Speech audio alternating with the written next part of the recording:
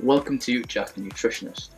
Now, we've all seen, we've all heard, hey, we've even tried energy drinks for various different reasons, such as to help us get that, that extra little buzz when it comes to them tricky exam periods that are stressful, or when it comes to an all-nighter playing on Fortnite, or back when I was young and it was Modern Warfare 2.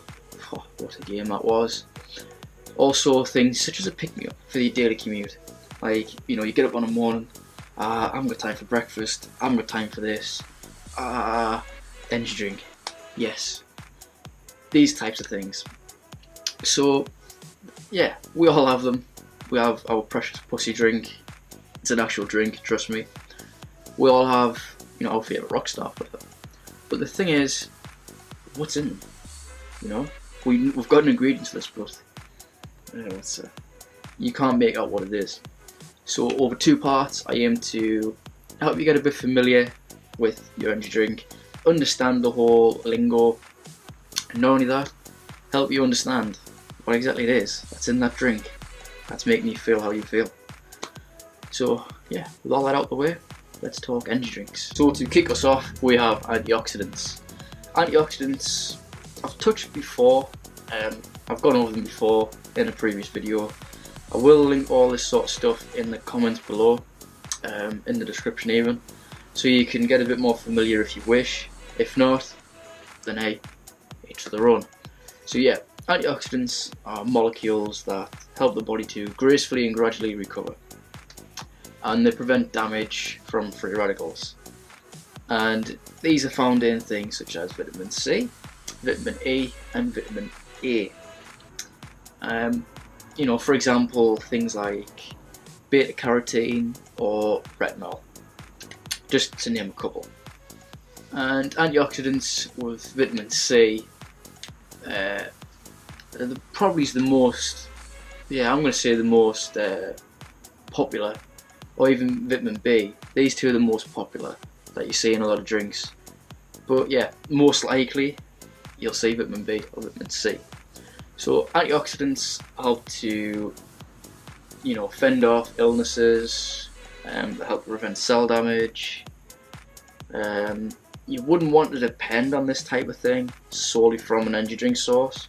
You'd want it from foods that have this type of thing already in them. So again, in the antioxidant video, it mentions quite a few of these things and obviously what they do. So I'm only going to touch on this a little bit. And usually contained in small amounts, energy drinks. So when you drink an energy drink, you're gonna have the tiniest bit in, and obviously if you have too much, for example, such as vitamin A, if you have too much of this in an energy drink, it can cause things such as liver damage, and again, you don't want that. So that is antioxidants. Now we move on to caffeine, and caffeine is relatively safe in a small dose, such as your normal cup of coffee or a cup of tea, for example.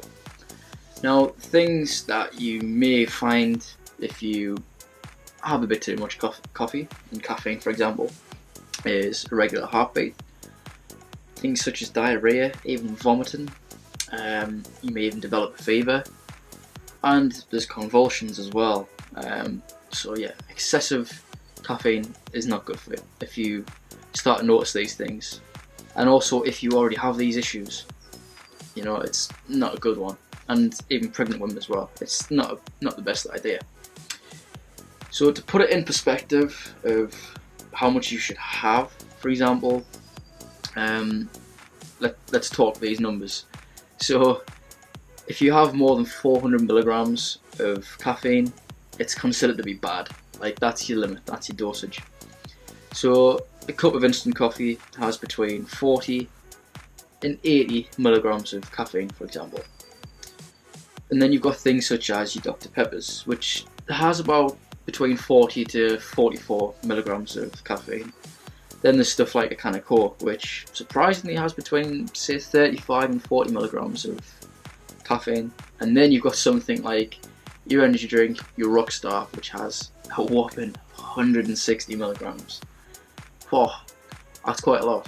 So if you're having 2 of them and you're having 3 or 4 coffees a day, chances are you're most likely going to go over. And yeah, you don't want that. That's a lot of sugar a lot of everything else you do not want. That's a lot of problems. So that is caffeine in a nutshell. Now we move into guarana. I'm sure it's guarana. Guarana? Yeah, I'm going to go with guarana. And it's supposed to come from a plant in South Africa.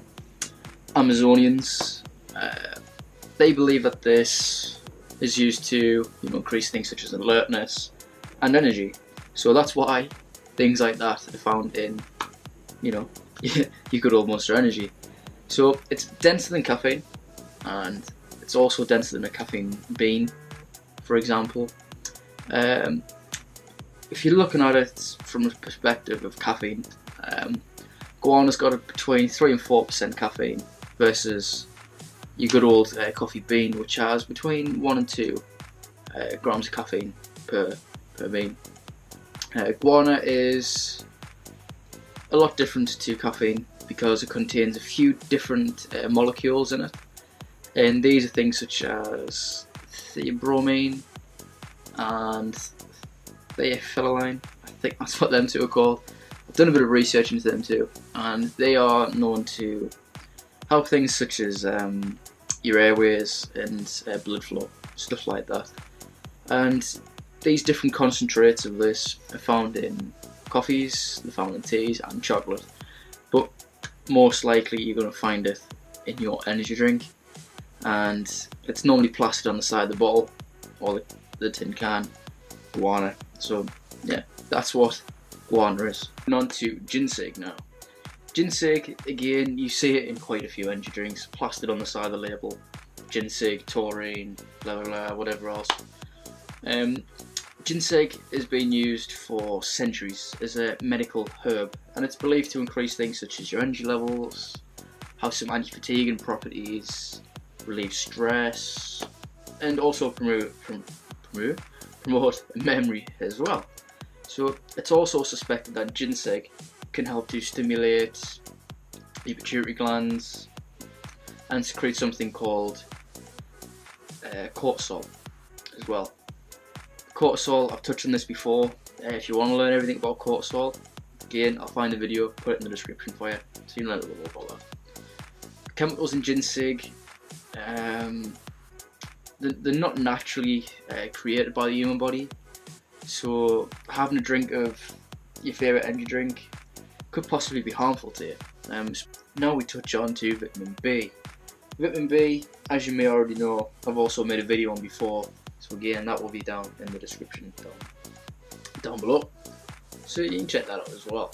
So vitamin B, quite a number of people will be getting an adequate number or adequate dose of vitamin B naturally through your diet, unless you're on a restrictive diet, which some people are for whatever reason.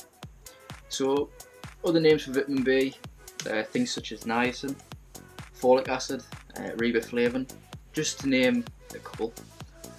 Vitamins B6 and B12, which are usually plastered on these drinks, or vitamin B2, which is riboflavin, is normally plastered on the side of your drink, and just to advertise that's what's got in to make it seem a bit more healthier. That's it. So yeah, vitamin B6 and B12 don't absorb well when taken orally, so especially in water, because the water's soluble, so therefore in the presence of sugar as well, it gets depleted.